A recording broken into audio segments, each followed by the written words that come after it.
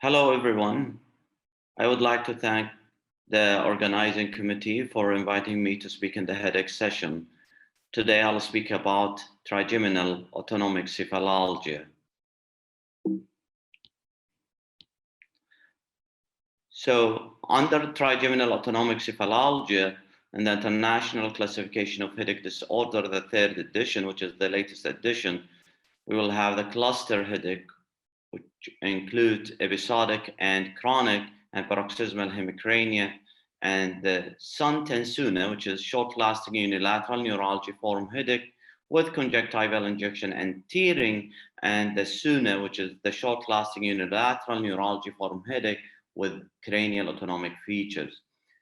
It also includes the hemicrania continua. This was not included before in the previous classification, but in the latest classification, it's better to be included under the trigeminal autonomic cephalalgia. It's used to be under the other primary headache disorder 4.7.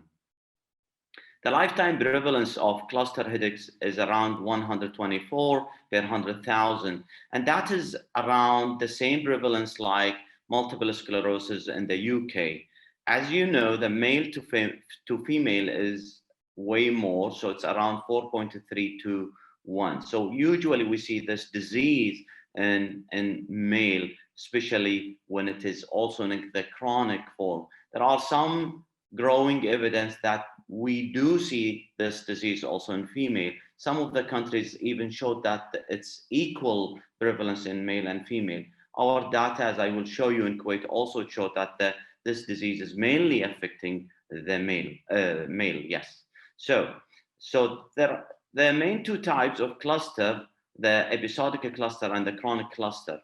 So for episodic cluster, you need to have at least 2 attacks from 1 week up to 1 year, and there should be at least a 3 months separation between. There 3 months no headache during this time. This also has been changed because in the previous classification this was around 1 month, and it was thought it's really difficult, and there are people who doesn't really fulfill such criteria. So on the latest edition of the International Classification of Headache Disorder, 3 months actually should be a separation in order to differentiate between chronic form and the episodic form of cluster headache. Now, the autonomic features, they can be seen also in migraine.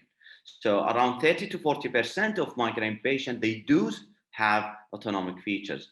Now, the commonest autonomic features that we see in a cluster headache is lacrimation and also conjunctival injection. You will see nasal, either runny nose or congestion, eyelid ptosis and eyelid edema, facial edema. All of these things can't be seen. We do see aura in about 14% of the patient with a cluster headache also. Now, photophobia also can be seen in patient with a cluster headache, but you have to differentiate that the photophobia here in a cluster headache is usually unilateral compared to what we see in patient with migraine, which is usually bilateral. What are these autonomic features that we will be discussing throughout this presentation? Is the conjunctival injection, lacrimation. As I say, that's usually the commonest feature we do see. The nasal congestion, runny nose, eyelid edema, forehead and facial sweating, facial flushing. And the other thing also that you look for and is the sense of fullness in the ear, that people, they feel that ear is full and it's congested as well. You may see miosis of the people, they look to their face in the mirrors, and ptosis as well.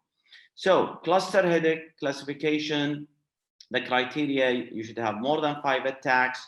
As the classical teaching, we do teach the undergrad and even postgrad, the longer is the name, is the shorter the attack. So the shorter is the name, which is the cluster, and the trigeminal autonomic cephalalgia is actually the longest duration, and it lasts from 15 to 180 minutes. And as I say, they will have these autonomic features. And one of the things that you have to look for in patients with a cluster headache is the restlessness, agitation. They cannot stay still. This is opposite to what we see in patients with migraine. There is a lot of confusion. Many patients I get actually with a diagnosis of migraine, and vice versa as well, But when you look and you dig into the history, actual people, they wake up early after they sleep at 1 or 2 o'clock in the morning. They cannot stay still. These features is really suggestive of cluster rather than a migraine. The frequency of the attack is around 1 per day or every other day to up to 8 times per day. And as you see in all the classification, international classification headache disorder, there are no better explanation and no better diagnosis for accounting for such type of headache. And as I mentioned, that the differentiation between episodic and chronic, there should be at least 3 months. 1 month was not really helpful in differentiating between the episodic and the chronic form of cluster headache. There is a phenomenon called circadian and circannual, which is actually where these headache usually they cluster. So as you see in the most of the people, they cluster in October, November, December, and January and February. So that's what we see. And we have seen this also in our publication in 2019, that most of the people, they come actually in Kuwait here in October. There is another phenomenon, which is circadian, which is the headache attacks usually happen at 1 or 2 o'clock in the early morning. So these are features usually suggestive of the patient they're having a cluster headache. So we published our data in Kuwait and based on our hospital, because it's the main hospital, we see the patient with a cluster headache. We had 46 patients, 43 patients were male and 3 patients only were female. Interestingly, actually those patients, those 3 females were smokers as well. So don't hesitate to ask about smoking, even in the Gulf region or in the Middle East region. You will be amazed that the number of the female who smoke is really big, whatever the way they smoke. Interestingly, also people, when they quit smoking, the number of the cluster attacks started to be decreased. So the frequency of the headache actually was around 1 attack, 1 cluster happening in the majority of the case, more than 50%. 1 cluster happened once per year. And that's what we see also all over the world. Some of the people, they can disappear for 1 or 2 years. Some of the people, they can have 2 attacks per year. Now, most of the symptoms, as I said, you can see here, runny nose, nasal congestion, and lacrimation. That's the commonest feature we see in patients with the cluster headache. How do we treat such patients? In the acute attacks, the level 1 evidence is actually for somatriptan injections, sub-Q injection. That's actually the quickest way of doing things and treating the acute attack. And we do advise our patient to go also for facial mask, not actually nasal prongs. It's a common mistake that happens in the polyclinic. We do provide our patient with a piece of paper indicating that this patient have cluster headache. Please put a nasal mask and with a high flow oxygen, 10 to 15 liters per minute, and it should run for 12 to 15 minutes as well. So numbers are the same. So 10 to 15 liters per minute for 10 to 15 liters for 10 to 15 minutes. And that usually can be effective in about 70 to 80% of the patient. The other possible treatments also the nasal spray of somatriptan or Zomig, which can zolmitriptan, which can be given either as a nasal spray or as oral treatment.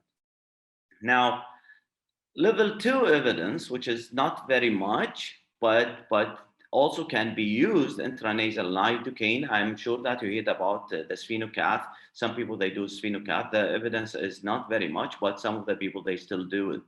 Now, there is also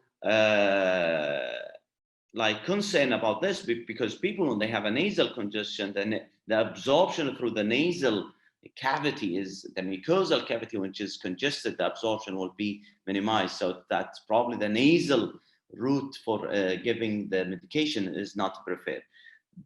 DHE or dihydroergotamine, we do use them in the acute cluster attacks, as we do as well also in migraine patient. Neuromodulation, the non-invasive vagal nerve stimulation, this has been showed efficacy in episodic cluster headache, but not in a patient with a chronic cluster headache. The studies, the Act 1 and Act 2 showed significance in patient with episodic cluster headache, not in patient with a chronic cluster headache. Again, there are some limitations. So triptans can only be given twice per day, but some of the people, they have more than 2 attacks per day, and other things. Some people, they may take some ergots containing drugs, like a drug called Kafargot to treat their cluster, or you may inject them with DHE, and you cannot do this combination because of the concern of vasoconstriction when you combine the triptans. And so within 24 hours, you cannot combine the DHE and triptans. 70%, as I said, only oxygen therapy. So you have to try other medications or other routes for to acute therapy. And you have to consider comorbidity in those patients, 50 and 60, they have blood pressure, hypertension, congestive heart failure, or ischemic heart disease. So you have to be concerned with the vasoconstriction while you are using these medications. How about preventive medication? Now, we do short-term or bridging therapy or transitional therapy. We do a lot of greater occipital nerve block. I do around 40 to 80 milligram of dibumedrol, and I put this with 2 to 3 cc of lidocaine. There is a study which was published in 2011 by Leroux, the French group, and they said you can do greater occipital nerve block every 48 to 72 hours. So there is no harm to repeat the greater occipital nerve block. They did it 3 times actually in 48 to 72 hours, and they found it's very effective and there was no concern. Other way I prefer to do also bridging therapy is the tapering dose of prednisolone. I usually go, it depends on the weight, sometimes I go on 80 and then I taper this over 18 to 21 days. DHE is one of the way that you can do things. So you can give it 1 milligram IV, or some of the people, they give it IM even, but you have to know that this drug's also, there's a concern with nausea and vomiting. It's every 8 hours, and you can do this for a few days. Long term, the best evidence comes for verapamil. So verapamil is a good way actually for prevention in such people, and non-invasive vagal nerve stimulation. I say the evidence is for episodic, not for chronic. Some of the people, they use melatonin. Topiramate also has been used. Sphenopalatine ganglion, actually, the evidence was very good for this. Unfortunately, the company went bankruptcy in the past 2 years. Now, how you can, you have to know your anatomy between the posterior occipital inion or the protuberance, and you touch the mastoid, midway between these things. You have to watch for the occipital artery, so you have to always to aspirate. Repeating, and one of the side effects that I have never seen in my patients is actually the alopecia, but it has been reported. What I see sometimes, the people, they may develop hematoma, but and tenderness. And tenderness is actually one of the signs. People, they say it may indicate responsiveness even to the injection. So when people, they have tenderness, I say, listen, this could be a good sign that you will be responding to the injection. Okay, now, verapamil is one of the drugs actually we use commonly, but you have to know that verapamil, the best evidence is actually for the immediate release or the regular release. It's not for the sustained release. What is commonly available in the market is actually the sustained release form, but it is not, the absorption of the sustained release is unpredictable. What is Dr. Peter Godsby and most of the people actually in the headache field, they use the immediate release or the regular release, because you know that you are giving this drug every 8 hours. So you start with 80 milligrams 3 times per day, and then after 10 to 14 days, you can bump the dose. You have to watch for any, so always you have a baseline ECG. The arrhythmia is actually, as you can see in this table, is not the dose dependent. So you can see even arrhythmia or any type of first degree heart block. You can see these even with a low dose of verapamil. Or you may not see the arrhythmia early in the treating the patient, but later in the disease, some of the patients, they can develop arrhythmia. So something you have to watch for in patients you are using verapamil. As I said, non-invasive vagal nerve stimulator, there are 2 studies, the ACT 1 and the ACT 2. Both of them showed significant efficacy in patients with episodic cluster headache, but it failed to show this in patients with a chronic cluster headache. So something, it's gamma core. This is the unfortunately, this picture for the old version. There is a newer version of the vagal nerve stimulator now. Sphenopalatine ganglion. Lots of people, they think this is the source of the patient having the autonomic features. So blocking this, the sphenocath. Lots of people, they do the sphenocath and injection and these things. But the evidence is really very good for sphenopalatine ganglion, and this is the stimulator or the sphenopalatine ganglion. But as I said, I'm not sure whether it's worth talking about for this, because the patient went bankruptcy in the last year, and maybe it will reappear again, hopefully. But it was a very good device for patient, and promising device actually for patient with a cluster headache. And some people also, there is a growing evidence for using sphenopalatine ganglion in other types of primary headache disorders. I'm not going to speak about DBS, deep brain stimulation for the hypothalamus, posterior hypothalamus, because not many people that are doing this procedure, because it carries a lot of side effect, morbidity, and also due to the availability of other modalities of treatment, not many people they are doing deep brain stimulation for the posterior hypothalamus. Now, it's actually good evidence for galcanezumab, and it's the only monoclonal approved for patients with episodic, again, cluster headache, not for patients. So you have to give this for them during the attacks, and then you stop. It's a 300 milligram, so it comes actually 300 milligram. I don't have this available in Kuwait. It's a pre-filled syringe with a 300 milligram. So it's a very good evidence. It's approved, again, not for chronic cluster headache. Maybe there is something different why these patients not responding to galcanezumab, not responding to the vagal nerve stimulator. Maybe the level of the CGRP in those patients is different, and maybe there is also some studies looking in what is the good dose for these patients, or what is the difference really in the biochemical profile and neurotransmitters profile between episodic and chronic cluster headache. Okay, now let's move. So the other type, paroxysmal hemicrania, is much less common compared to cluster headache. So cluster headache is the commonest type of trigeminal autonomic cephalalgia. The name is longer, so the attacks is shorter. The attacks is 2 to 30 minutes. And it has people, they should have more than 20 attacks. And the frequency, attacks have a frequency above 5 per day for more than half of the time. So more than half of the time, they should have 5 attacks per day. And they have the autonomic feature that we spoke about, and they have absolutely, they respond to indomethacin. So you start indomethacin 25 milligram 3 times per day, and then you can push up the dose up to 75 milligram 3 times per day. So the maximum dose in the literature is 225 per day, divided in 3 times. Just watch for the stomach, because this is a non-steroidal.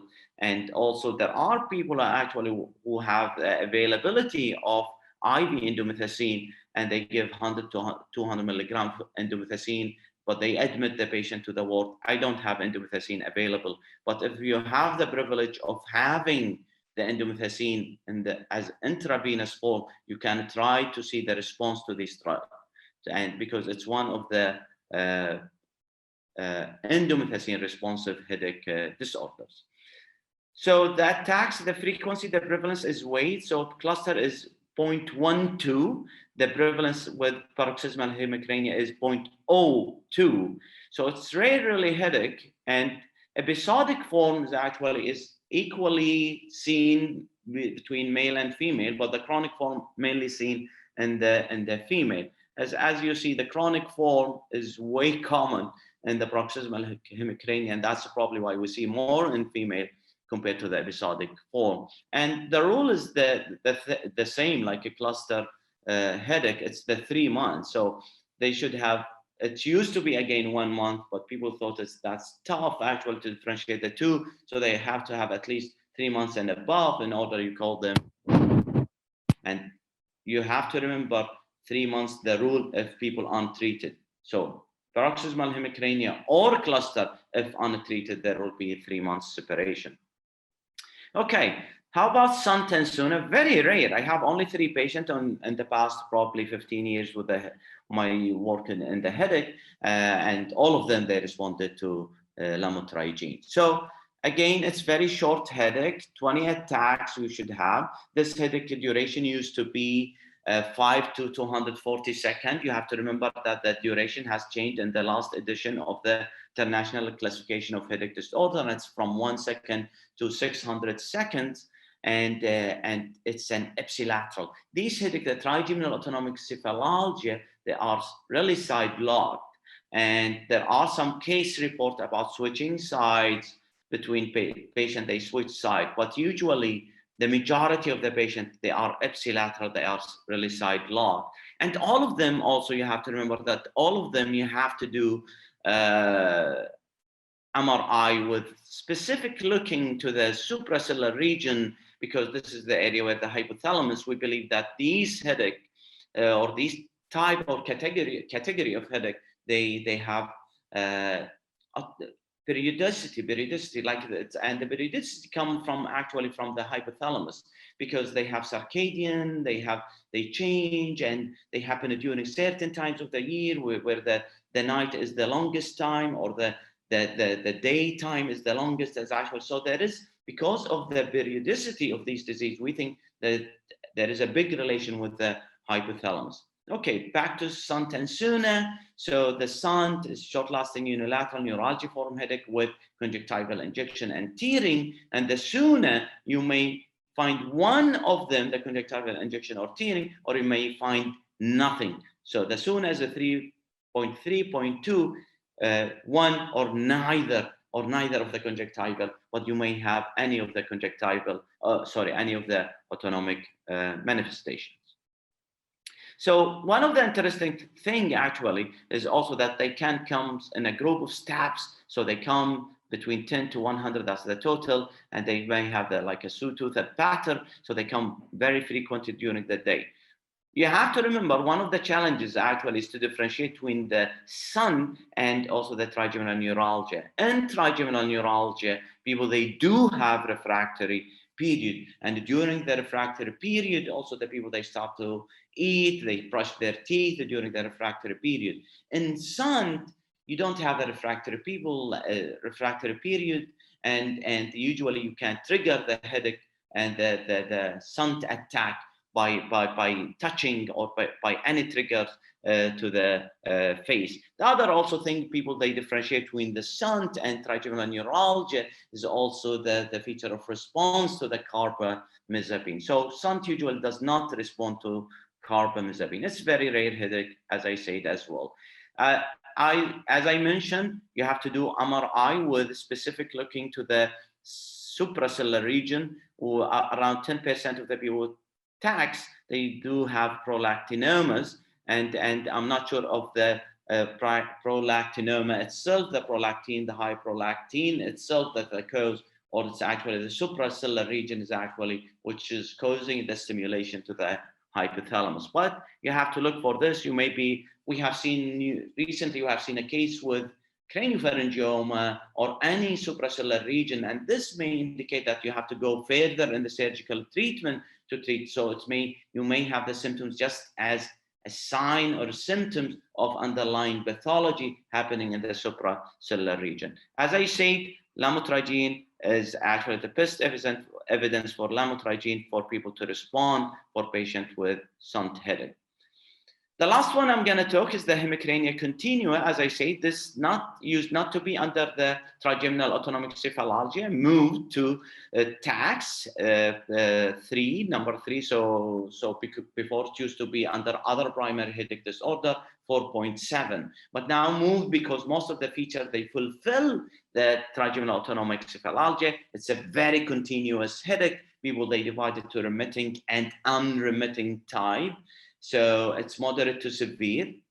So the remitting types, if you have 24 hours without a headache, that's called remitting type of hemicrania continua. So hemicrania continua, it's usually you are not at the zero, you are usually above the zero, and the headache is still continuous, and you have up and down in the headache. So that's called hemicrania continua, and usually associated with, again, the same autonomic features. You have to look for them, and it's again one of the headache that is absolutely responsive to indomethacin. But honestly, some of the patients, they don't respond very well. You can do also greater occipital nerve block for these patients. And you have to titrate the drug. You start simply. Some of the people, they respond to a minimal dose, but some of the other people, they respond to a higher dose. The maximum dose reported in the literature is 75 milligram TDS, although there are some case reports mentioned that some people, they needed higher than this dose for indomethacin. This is my last slide. So I want you to wrap up by telling you the differences between the main types of the trigeminal autonomic cephalalgia, cluster headache, paroxysmal hemicrania. You have to know that there is episodic cluster, chronic cluster. The episodic is more common than the chronic, and you have paroxysmal hemicrania. There are two types, episodic and chronic. Here is the chronic is more common compared to the episodic. The cluster in male usually seen.